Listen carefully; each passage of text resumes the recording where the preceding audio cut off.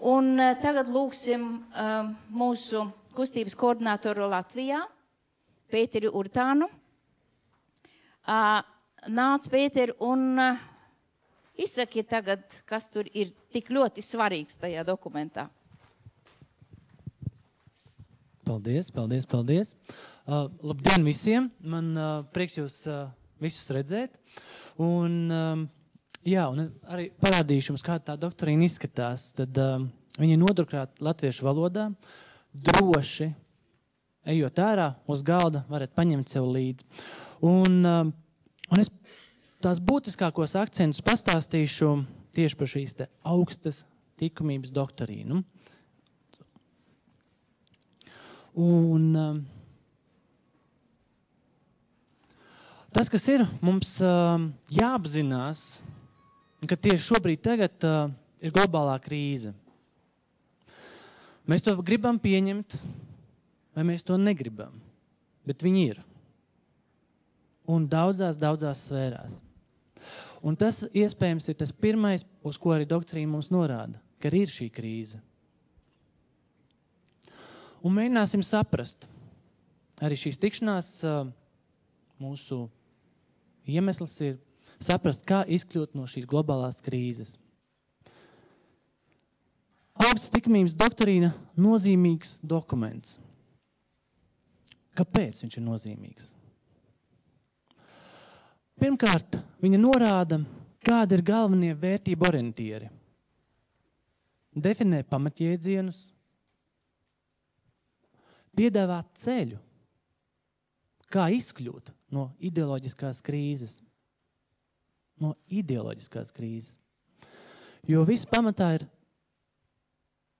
tas, ko mēs domājam, un kā mēs domājam, un par ko mēs domājam. Doktorīnā ir 16 jēdzieni. Jūs viņus varēsiet katrs rūpīgi izlasīt, iepazīties, vēlreiz pārlasīt un izsvērt viņus. Kā tie tiek realizēti pašreiz un kā būtu jārealizē pēc likumības principiem? Kā ir jāvadās pēc viņiem? Un esošā pieeja un likumiskā pieeja tiek salīdzināti šie 16 jēdzieni. Apskatīsim, varbūt šajā mirklī tādus būtiskākos. Kaut gan visi 16 ir ļoti būtiski mums. Vara, cilvēks, darbs, plašsaziņas līdzekļi un sabiedrība un ģimene. Sāksim ar varu. Kādā veidā vara šobrīd tiek uzskatīta vai skatīta mūsdienu tādā pasaulē? Tautas masas tur pakļautībā, darbojas pēc politiskās konjunktūras, rada korupciju un cīņu par varu. Amati tiek pirkti. Kāds ir likumiskais? Likumiskais skatījums ir, vara ir goda pienākums. Tas ir gods, ja tev tiek vara. Labākie sabiedrības pārstāvi ieņem vadošos amatus, atbilstoši savām morālajām īpašībām. Diezgan bieži ir nepareizi saprasta. Mēs varbūt zinām, ka vara ir viens no spēcīgākajiem motivatoriem vai tiekšanās pēc varas, bet vara praktiski mums dod tajā momentā, ka patiešām esam viņu nopelnījuši. Cilvēks, kā mūsdienās tiek vairāk vai mazāk sabiedrībā uzskatīts, ka viņš ir mirstīgs, tiek uzskatīts par biorobotu, galveno darba spēka resursu un skrūvītu valsts sistēmā. Likumiskajā skatījumā cilvēkam ir gan fiziskais ķermenis, gan nemirstīgā daļa, kas evolucionē daudziem iesaujumu laikā. Darbs. Naudas pelnīšanas veids. Mēs dodamies uz darbu, lai pelnītu. Iztiku, naudu. Likumiskajā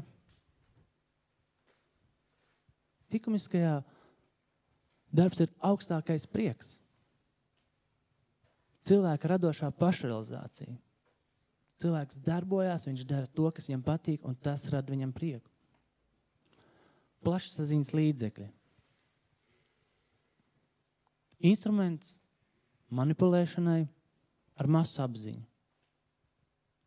Izpilda varas turētāju sociālo pasūtījumu un veicina iedzīvotāju degradāciju. Bet likumiskais pretējais, vai tas pilnībais, uz ko tiekties, veicina katra sabiedrības locekļa redzes apvāršņa paplašināšanos. Paplašina un padziļina zināšanas. Dod. Sabiedrība tiek pakļauta rasu, mantiskā, reliģiskā un daudzu citu nevienlīdzībai. Likumiskā, uz ko būtu jātiecās, ir uzskata cilvēks par tautu brālību. Ģimene. Ģimenes degradācija notiek. Vienzimuma laulības, nepilnas ģimenes, seksuālās perversijas. Tas, uz ko tiekties, ko propagandēt, sabiedrības un valsts atbalsts. Vai balsts. Augsts likumības doktrīna. Ko šajā doktrīnā minēts? Tiek minēts tas, ka valstī nepieciešams propagandēt likumiskus jēdzienus, kā godu, patiesīgumu, labo, vienkāršo, labvēlību un citus labus piemērus. Un nepieciešams teikt, jūs esat likumīgi cilvēki. Jūs esat likumīgi cilvēki. Jums jātiecas uz labo un labumu. Jūs esat likumīgi cilvēki. Realitāte. Mēs katrs zinām, kāda viņa ir. Katrs mēs dzīvojam šajā realitātē.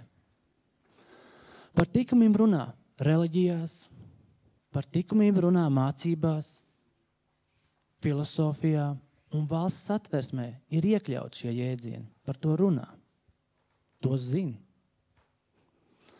Bet realitātē tās ir stipri par maz. Stipri par maz. Lai sāktos tāds nozīmīgs globāls pārmaiņas, lai sāktos kustība. Likumības ideoloģijas propaganda, vai kā šos te jēdzienus virzīt tālāk. Ir katrs cilvēks atsevišķi. Kā es šos te jēdzienus pasniedzu vai dalos ar citiem cilvēkiem. Nākamās ir organizācijas. Noteiktām sabiedrības grupām, kā viņas šo ideoloģiju nones.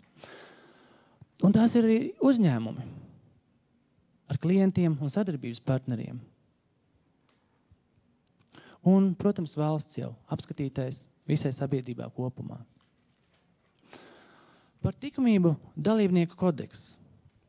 Ir katrs dalībnieks praktiski var kļūt jebkurš cilvēks.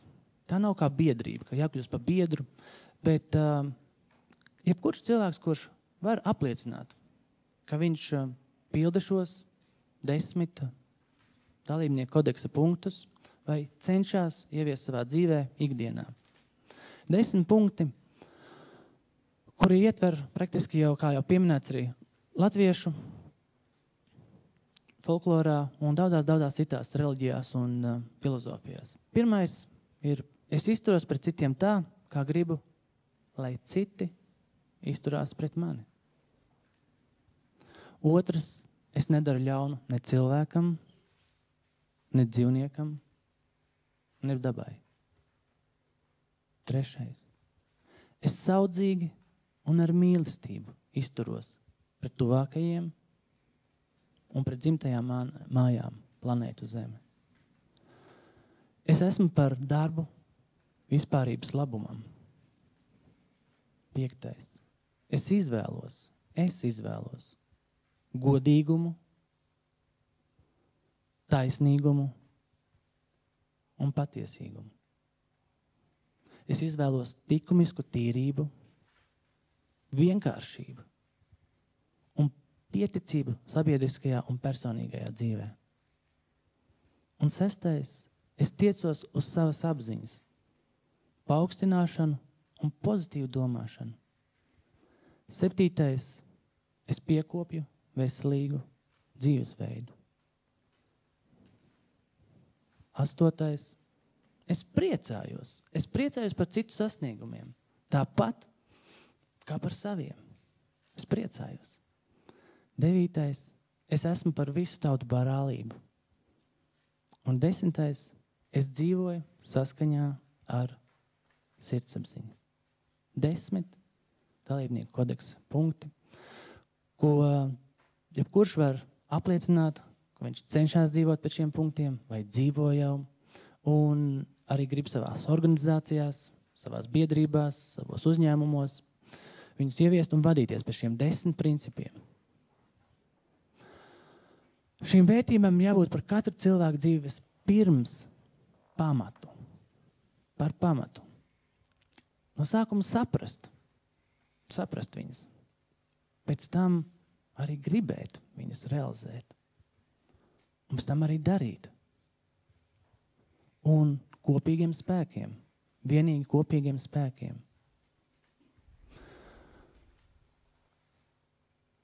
Apliecini, ka tev šīs vērtības ir svarīgas.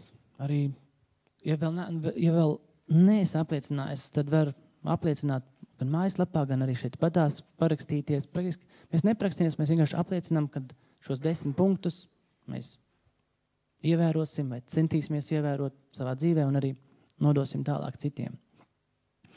Un tādēļ aicinām ikvienu parakstīties, apliecinot augstas likumības principu ievērošanu savā dzīvē. Un kā arī propagandēt šos principus savā ģimenē, uzņēmumā, organizācijā un arī valstī kopumā. Likumība. Likumība, kas ir katra cilvēka. Tā ir sirdsapziņa. Viņa katrā mūsos ir iekšā. Un sirdsapziņa izpauž kā katra cilvēka augsta likumība un augsta morāla sabiedrībā kopumā. Ar kopīgiem spēkiem.